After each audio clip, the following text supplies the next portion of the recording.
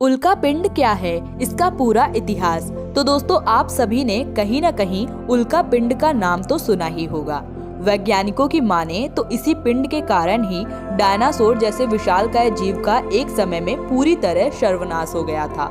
आज के इस वीडियो में हम बात करने वाले हैं इसी उल्का पिंड के बारे में कि आखिर ये कहां से आते हैं और ये इतने शक्तिशाली और प्रभावी क्यों होते हैं। शुरू करते हैं आज का ये वीडियो। लेकिन अगर आपने अभी तक हमारे चैनल द इलॉजिकल लैंड को सब्सक्राइब नहीं किया है तो कृपया चैनल को सब्सक्राइब कर लें और पास में बने बेल आइकन बटन को जरूर दबाएं ताकि हमारे चैनल की नई अपडेट सबसे पहले आप तक पहुंच जाए। दोस्तों, आपने टूटते हुए तारे के बारे में तो सुना ही होगा, जिससे अगर टूटते समय कुछ भी मांगे तो वो पूरा हो जाता है। लेकिन दोस्तों, ये सिर्फ एक मनगढ़ंत बातें हैं।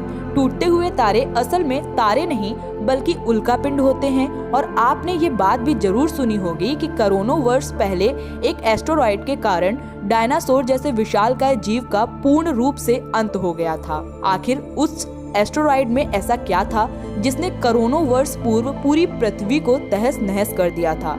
आपको बता दें कि ये एस्टेरॉयड भी एक विशालकाय उल्कापिंड था। दोस्तों, उल्कापिंड मंगल और बृहस्पति के कक्षा के मध्य में बड़ी संख्या में पाए जाते हैं। अन्य ग्रहों के तहत ये भी सूर्य की परिक्रमा करते हैं, लेकिन अपनी कक्षा में रहते हुए इन्हें हम क्षुद्र ग्रह कहते हैं। लेकिन बाद में यही क्षुद्र ग्रह अपने कक्षा से निकलने के बाद उल्कापिंड का रूप लेते हैं। दरअसल अपनी कक्षा में इन ग्रहों की संख्या ज्यादा होने के कारण ये ग्रह आपस में टकराते रहते हैं और टकराने से इनके मध्य गति होती है। वही मंगल ग्रह भी अपने गुरुत्व से इन्हें अपनी ओर आकर्षित करता है। अब चूंकि सभी ग्रह सूर्य का चक्कर लगाते हैं तो मंगल भी सूर्य का चक्कर लगाते हुए अपनी दिशा में आगे निकल जाता है। लेकिन मंगल के द्वारा आकर्षित किया हुआ क्षुद्र ग्रह गति में होता है। चूंकि पृथ्वी मंगल के बाद ही आती है तो ये क्षुद्र ग्रह पृथ्वी की ओर बड़ी तीव्र से बढ़ने लगते हैं।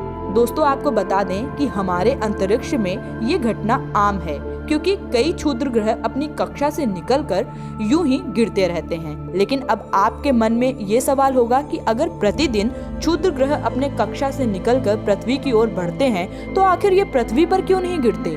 तो दोस्तों, आपको बता दें कि ये क्षुद्र ग्रह पृथ्वी के कारण ही पृथ्वी पर नहीं गिरते।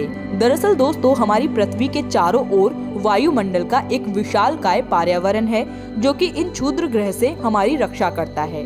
जब कोई क्षुद्र ग्रह पृथ्वी के वायुमंडल में प्रवेश करते हैं तो वायु के संपर्क में आने के कारण उनमें घर्षण बल उत्पन्न हो जाता है। परिणाम स्वरूप ये क्षुद्र ग्रह ज्वलनशील हो जाते हैं और इन्हीं ज्वलनशील पिंडों को उल्कापिंड कहते हैं। ये उल्कापिंड जब पृथ्वी पर गिरते हैं तो पृथ्वी पर भीषण तबाही लगाते हैं।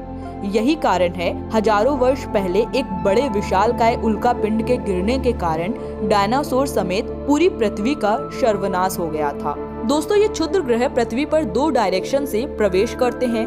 पहला ये पृथ्वी की दिशा में, यानी जिस दिशा में पृथ्वी गति करती है, और दूसरा पृथ्वी की विपरीत दिशा में। दोस्तों, पृथ्वी के दिशा में गतिमान पिंड का वेग ज्यादा होता है और ज्वलनशीलता कम होते हैं और इन क्षुद्र ग्रहों को उल्कापिंड कहते हैं। जबकि विपरीत दिशा में गति कर रहे पिंड का वेग कम होता है और इसकी ज्वलनशीलता ज्यादा होती है और इसे बोलाइट कहते हैं। इसके अलावा जब कोई उल्कापिंड पृथ्वी पर गिरता है तो जिस स्थान पर ये गिरता है वहाँ एक विशालकाय गड्ढा बन जाता है और इस गड्ढे को क्रेटर कहते हैं। जब इन गड्ढों में पानी भर जाता है तो ये झील का रूप ले लेती हैं। तो दोस्तों, आज की वीडियो में बस इतना ही। उम्मीद करते हैं ये वीडियो आपको पसंद आई होगी। अगर ये वीडियो पसंद आई हो तो लाइक, शेयर, सब्सक्राइब जरूर करिएगा। वीडियो में अंत तक बने रहने के लिए आप सभी का धन्यवाद।